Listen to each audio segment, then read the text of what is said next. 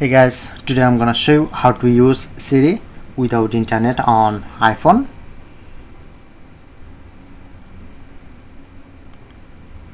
So simply open your settings,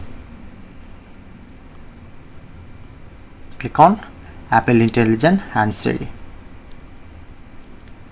Go to this option and you just make sure to turn on press side button for Siri. Okay, like enable this, or if you want to enable this, and I'm disconnect my internet. Okay, so follow my top bar. I'm not using an internet connection.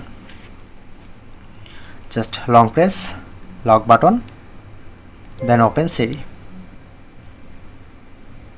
Dark mode,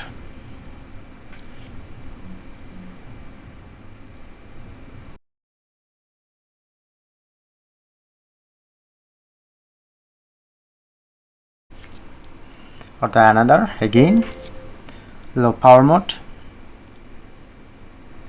Okay, so that's it.